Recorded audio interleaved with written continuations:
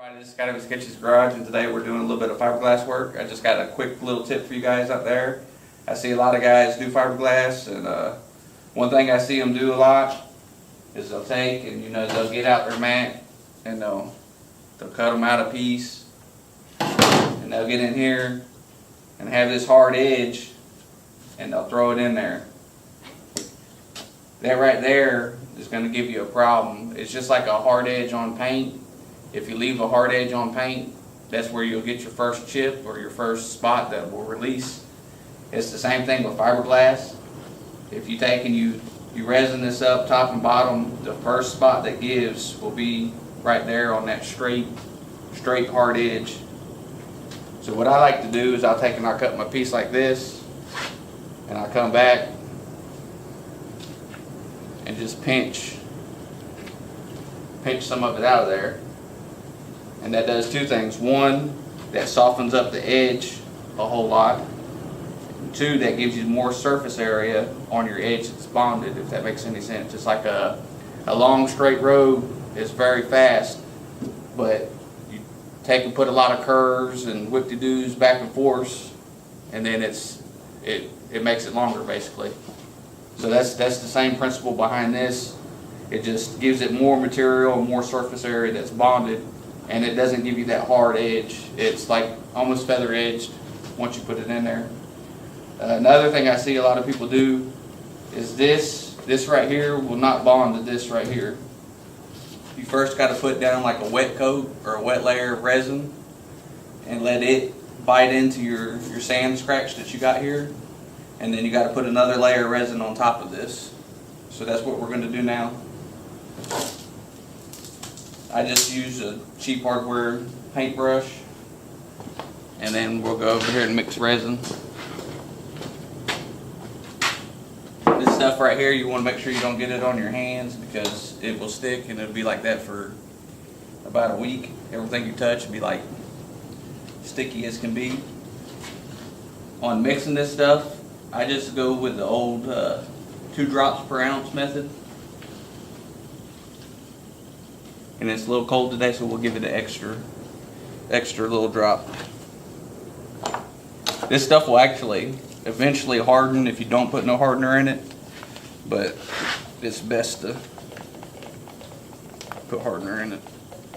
Just want to take and make sure you mix it up real good. Just like anything that's 2-part, want to make sure all of it gets a little bit of activator.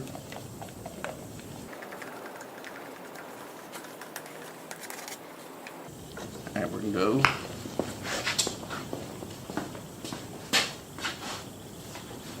We know about the area of our patch. This really isn't a patch, we just had to notch the hood for our turbo to clear.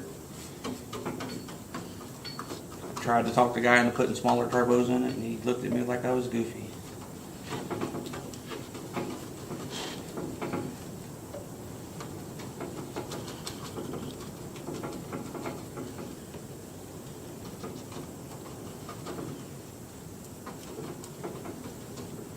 Now that we got a nice wet coat down, we'll take the patch piece.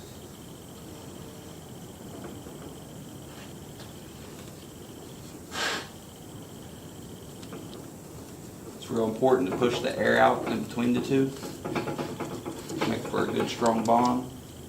I'll show you how you can tell if you got air up underneath it here in a second.